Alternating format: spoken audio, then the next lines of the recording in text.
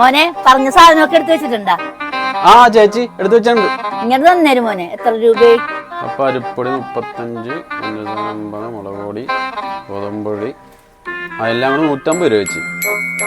150 രൂപയല്ലേ? ഇതെന്താണ് പൈസ എടുത്തു കൊടുക്കാൻ പോണ? ചേട്ടാ ഇവിടെ കാൽക്കുലേറ്റർ ഇല്ലേ? മനക്കണക്ക് നോക്കിയാണോ പറയുന്നത്? കാൽക്കുലേറ്ററിൽ നോക്കി കൂട്ടി പറഞ്ഞേ, എന്നാലല്ലേ ഇപ്പൊ കറക്റ്റ് പൈസ അറിയാൻ പറ്റുള്ളൂ. കാൽക്കുലേറ്ററിന്റെ ആവശ്യമില്ല മോനെ. കൊടുക്കാനും മേടിക്കാനും തുടങ്ങിയിട്ട് കുറെ നാളായി അമ്മ. കണക്കിലും മിടുക്കനാണ്. ഇന്ന് വരെ ഒരു തെറ്റും വന്നിട്ടില്ല. എത്ര മിടുക്കനാണെന്ന് പറഞ്ഞാലും ഒരു അബദ്ധം പറ്റാതിരിക്കുമോ? നമുക്കൊരു നഷ്ടം വരരുത്. അതുകൊണ്ടാ പറയണ കാൽക്കുലേറ്ററിൽ നോക്കി പറ, എന്നിട്ട് പൈസ ഇവിടെ നിന്ന് തരുന്നുള്ളൂ. എന്റെ പൊന്നു വെച്ചേ, കുറെ നാളായി ഞാൻ ഈ കച്ചവടം തുടങ്ങിയിട്ട്. ഇതുവരെ കണക്ക് കൂട്ടിയതെല്ലാം മനക്കണക്കാണ് കൂട്ടിയേക്കണത്. പിന്നെ കൊച്ചു നിർബന്ധമാണെങ്കിൽ കാൽക്കുലേറ്റർ കൂട്ടിക്കോളാം. അപ്പോൾ മുളക് പൊടി, പഞ്ചസാര, ഗോതമ്പൊടി എല്ലാം കൂടി 200 രൂപ. 200?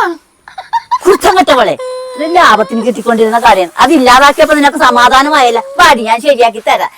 അതുപോലെ മണ്ടനായ കടക്കാരൻ എവിടെ കിട്ടും? വെറുതെ അല്ല ഈ കടയിൽ ഇത്ര തിരക്ക്. അതിനൊക്കെ തള്ള പൈസ തരാതെ സാധനം കൊടുത്തിട്ട് പോയല്ലോ.